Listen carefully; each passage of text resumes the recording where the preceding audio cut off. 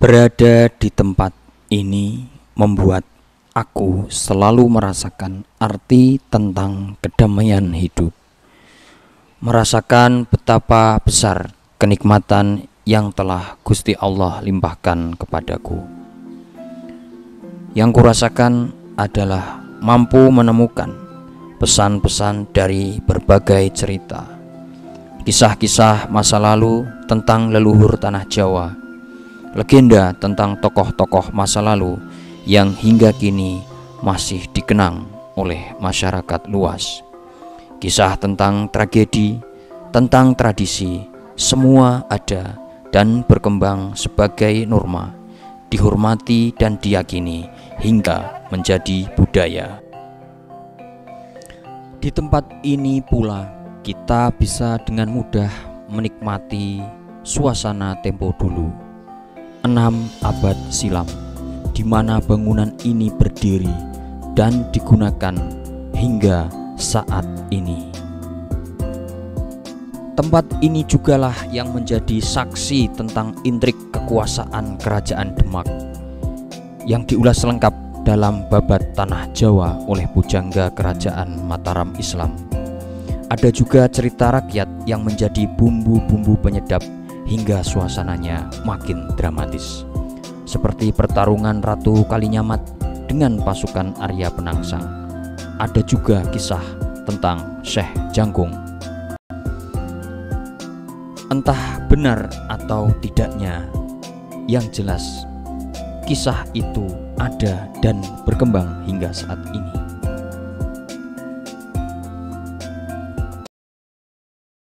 Para warga Kudus dan sekitarnya, memang cerita-cerita seperti itu diperdengarkan.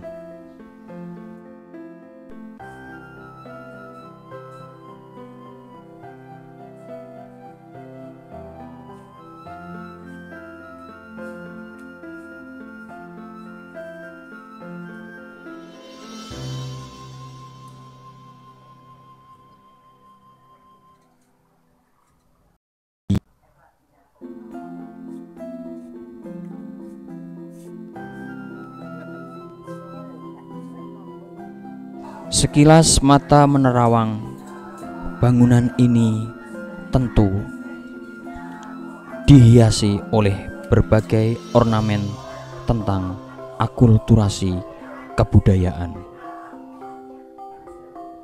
Hal itu tidak mempengaruhi suasana khusyuk yang diperlihatkan oleh para peziarah dalam melantunkan ayat-ayat suci Al-Quran, sholawat ataupun bacaan-bacaan yang dipercaya olehnya. Lambang Surya Majapahit banyak kita temukan di pintu masuk, tembok, tempat wudhu, dan berbagai sudut di tempat ini masih dengan mudah kita temukan.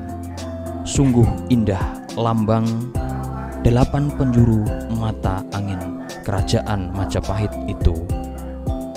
Satu hal yang juga sangat menarik adalah tentang kisah Sumur Sendang Panguripan atau Banyu Panguripan, atau dalam bahasa Indonesianya adalah air sumber kehidupan.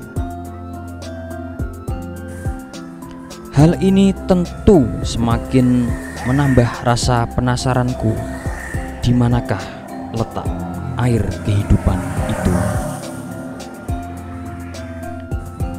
Sumber mata air yang kini menjadi misteri, apalagi di masa modern seperti sekarang ini, di mana-mana berdiri berbagai bangunan yang tentu membuat kita akan semakin sulit mencari wujud fisik air kehidupan itu.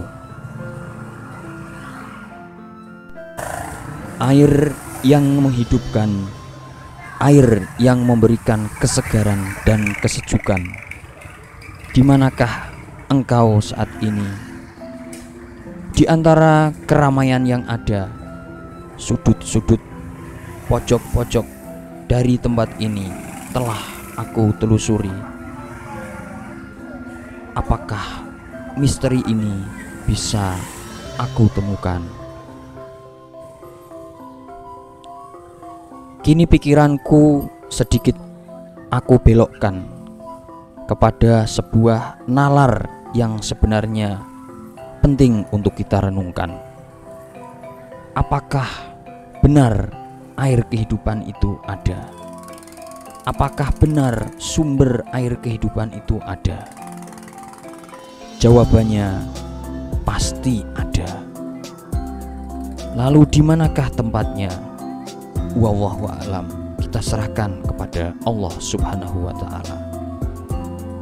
Tapi yang jelas, air kehidupan itu bisa saja kini menjadi sebuah simbol makna yang dalam. Artinya, makna itu menjadi kiasan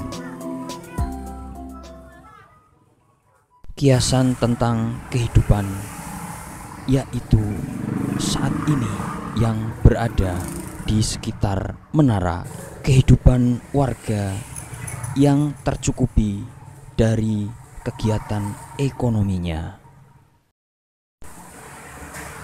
Dan tentunya adalah kehidupan yang semata-mata untuk kita serahkan menuju keimanan dan ketakwaan terhadap Allah Subhanahu wa ta'ala.